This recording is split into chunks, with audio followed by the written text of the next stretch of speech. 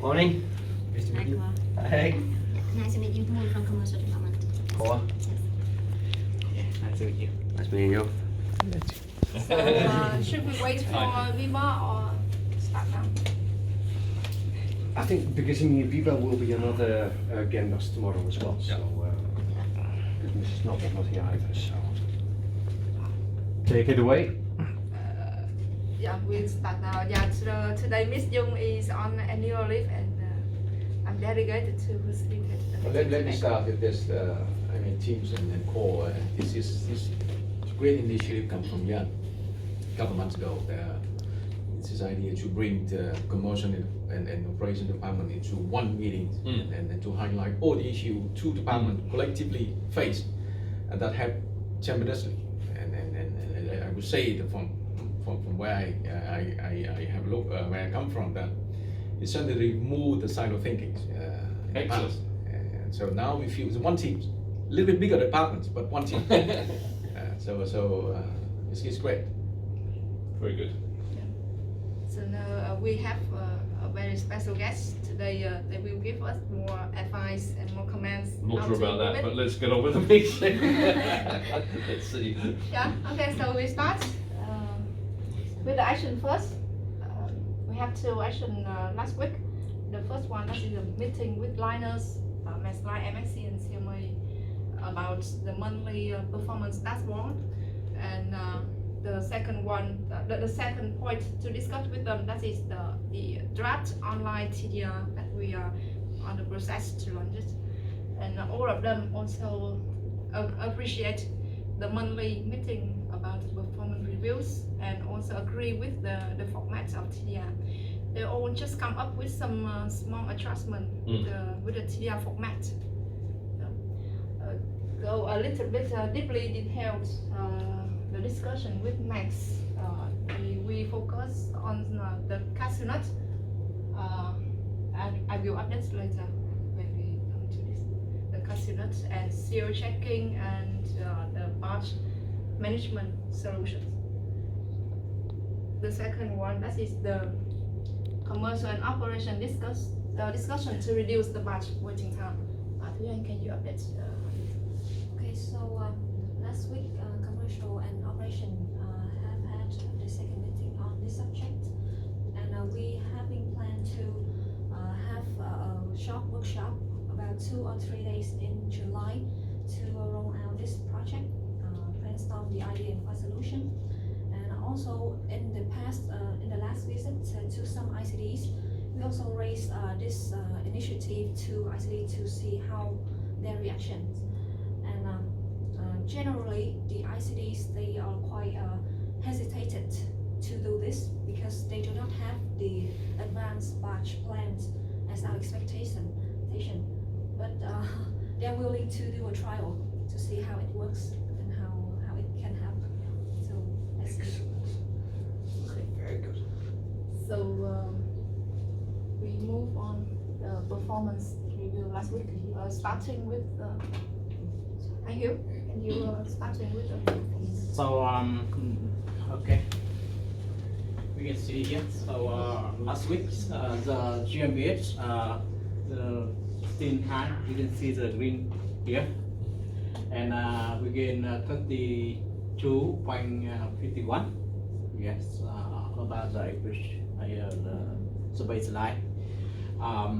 About the VMBH, still is the issue that we may change this the KPI because calculation, some small vessel feeder from mistake pulled out the VMBH. But that is, we have already agreed to change that KPI only for the mainline vessels. Yeah, because even the small intercoastal feeder vessels, they service barges to load it onto the mainline vessels. So it's the mainline vessel that is. I agree. I think you must set your KPIs to deliver what you're trying to achieve in the business. Yeah.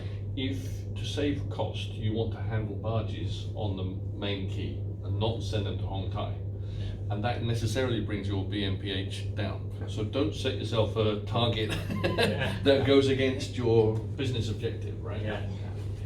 And actually, for the operation, we gain very high productivities on global Suez vessel with close to 34 GmbH, with a very high percentage of dual cycling, 22%. So that's a good figure. I also would like to update you the meeting plan for this week. So no cashew nuts vessel this week. No cashew nuts? Yes, Only this. Yeah, they keep on it this week and the week of 27. 3 back-to-back vessel cause us some challenge to communicate with swimming line to accommodate the vessel properly. Yeah. Okay. So, yeah. That's all. Thanks. Okay. Move on with the gate move. Yeah. So for the gates, everything is quite normal. We see a bit high in truck turn time, mainly due to the truck comes during the vessel operation or barge operation. On the volume, it's quite stable, nearly catch the KPI. For the ICD performance, generally there are 2 main points. The first is a merge cashew nuts movement to the SPICT is getting slower. As you know, the SPITC yard utilization is getting very high due to the slow cashew nuts pickup at their yard.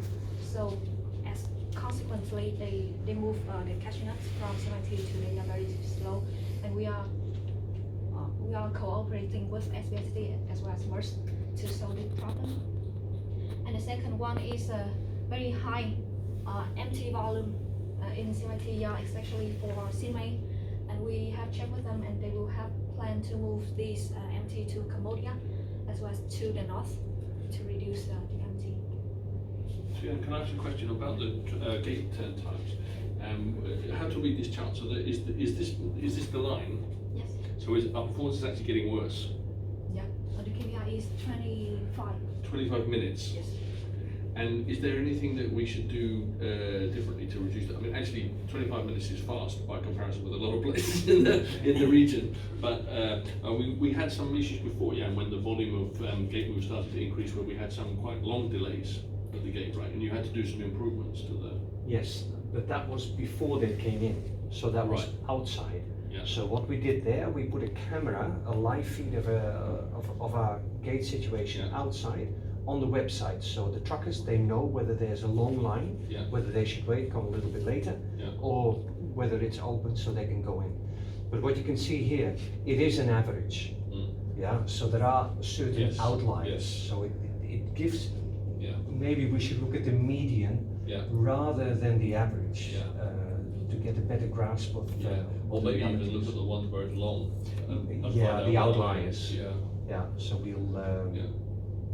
But you know, just as I heard, Tian, that the volume of scrap, plastic and metal scrap is starting to increase again. So probably your gate moves is going to, volume of gate moves is going to Actually- increase, right? Actually, for the gates, we just did some trial for the plastic scrap, but the main volume in the plastic mainly come from the steel scrap. Steel scrap, yeah. But this volume has not come back.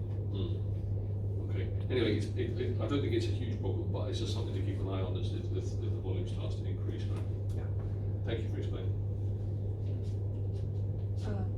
Continue with the shipping lines updates about the mass cashew nuts.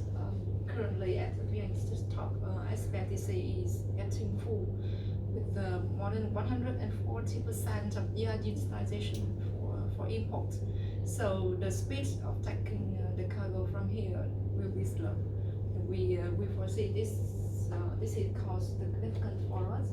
While the mass line they keep pushing CMIT to deliver cashew nuts by BL number, and of course this is we have some shipping costs, and they also not set to play it.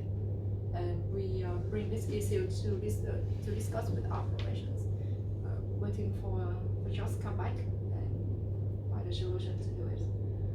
But Team Casinas, there are two ways to move Casinas here, both by FW3 directly and the other one's by TP2 volume. So if they see the volume for long standing here or the volume from short, they find the FW3 simply skip. But doesn't mean that stop shipping the Casinas here. But if the boxes stay longer, that improves our storage revenue, right? We make some money on They want to storage, move. They want to move even 1 week, and then 1 week essentially we charge them nothing. Yes. Okay. And we try to So- clear it vessel by vessel. Okay. There's no interest for us to keep them more than they know the deadline and they Yeah. move before them. Now we just give coordinate with the SBITC to push their March coming CMIT. Next from about CSS, we will have the results on 24th this month. Last week we have finished the survey with customers.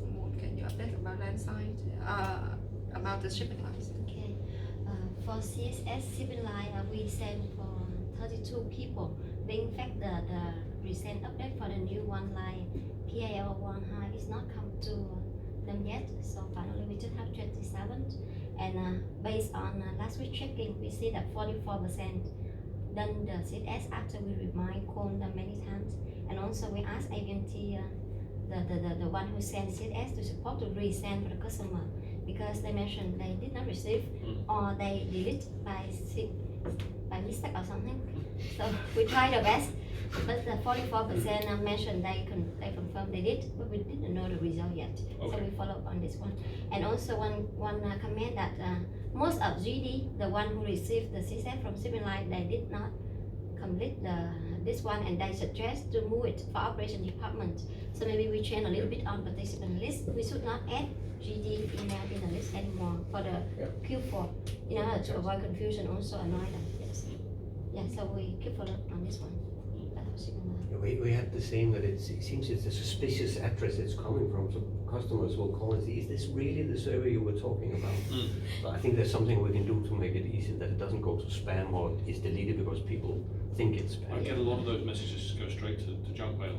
Yeah. It's automatically filtered, Most of right? them mention it comes to junk mail, or they will delete when they receive because they worry it's like a spam or virus. Yes. I guess some of mine end up there as well, right? Most of yours, sir.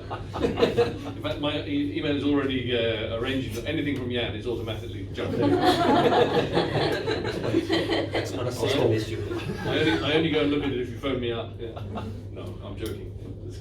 But it's a big problem, I think, because if you're sending same message to multiple destinations, a lot of people's spam filters will assume that it's a junk mail, right? Yes, and also the last one also not to help CMIT, so they didn't think it come from us. Yeah. That's the reason why we mentioned with them we have CSS already, but they still not remember. And then we try to call and also send a reminder again. Yeah. Yes. Well done for your follow-up. Yes, thanks for that one. How about land side? So for land side, the CSS is the second one. On the 3rd of June, I myself have sent a notice to all of the customer list in the CSS that we are going to have a survey sent from this email with this subject. And if you receive it, please respond to the link and complete the survey. And during the last week, we did call to all of the customers and received 12 of them have received the result. So we expect we will get a high response rate for the And second one. who, to handle the customers, it's not the truckers, it's actually the importers and exporters. Both all of them, the forwarder, the shipper, or importer and trucker. Right. We also do our own internal survey for truckers and for barge operators, just to see just to get direct feedback from them on their experience, and as well finding out what the opportunities are to improve, or what their pain points are. Yeah. That's, And we'll keep you updated when we have the result. Look forward to it. For the Fund 3, until now we have not received any official announcement from the customers, but this service is expected to cease its gamma pool from July. We don't know yet, but we see the pattern of moving the CMIT of Europe cargo to the next door on EU7, and the same feedback from WO and Costco. So it's very highly likely that we receive a notification very, very soon. Agree. TPT volume we see is reduced for the last few calls, and we also double check with MSC. They said that this is just seasonal, reducing about empty, and they still keep the plan to bring empty to CMIT, but the volume still receive a little bit. Yeah. How about meeting with the Finland? We are going to see the team mixing with the guy from Singapore and the local team to discuss some contract matters. It's not a big issue. I mean, they with the current volume, essentially 61 move per week on the TP2 volume. It's nothing. They not talk much about that, but it might talk on the futures, and that's bode well into discussion with them in PS2. So we keep the teams update after the meeting. But important here, we can have new local MD, new MD of Vietnam. We have to build up the relationship to the point if they have to come comfortable to move any mainline service to our terminal. So I think this is a real opportunity for us now, and the chance of us to try to secure this in the next few months. Yeah, but the thing is, teams, you better keep updated because you just see them a couple of weeks ago in Seoul. But now the PS2 in consideration to merge with CIX service, right? So they don't know what window they're looking for, and then this is. We don't know. Now it looked that they look into the 17th PM on Thursday, and with Fan Lee perfectly capable to handle that. But we don't know the new windows of merge window pendulum between India, Southeast Asia, and to the West Coast. We don't know. So a lot of things in the air. Next one in merge visit. Actually, the head of sales of merge North America come here on that day to discuss about block stove for Nike. Apparently, they are very much late in the game. The MSC do it 1 year ago, and we checked them handsomely. And now it looks like if merge want to do that, and this meeting we talk about the price, talk about how much we can handle per week. But the guys, ring about Matthew James Hughes is from North America company. Good. The last one in PIL, And we charge them for that, right? Yeah, of course. Unless APMC pay for us, and we give them for free. But this is not the case. The strange thing happened last week that we see some volume from PIL on Colombo Suez service. Normally they have PIL cargo on jacks, but that's on Suez, and we check, Moonhead check, and that's what they have decided 5 call for more empties on Suez. So after 5 call, it stopped. But we check and see what volume comes. It's not big volume, but it's come from nowhere. Yeah. We have that land side. Well, for land side, first one recycled material. So we are receiving some trial shipment for plastic scrap, and we select customer who clear all the backlogs at CMIT and have a sufficient import license. And so far, their pick up progress is quite good, from 2 to 5 days. The second one, Costco SS Vina scrap and gate. We have not got any update yet.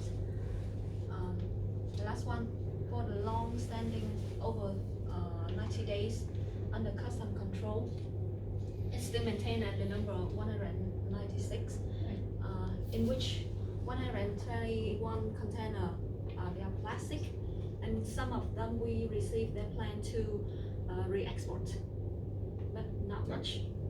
Yeah, but So where can they Back to the re-export cacao come from. The cacao have to be re-exported. because it does not Not pass all kind of pass the permission. We We have something similar. So I'm just interested where you can send it. we have to give some heavy discount for them for them have them to bring cargoes, otherwise they just abandon. Mind you, that kind of containers, the value of cargo is just few $1,000s. Yes. But the progress is very slow. Yeah.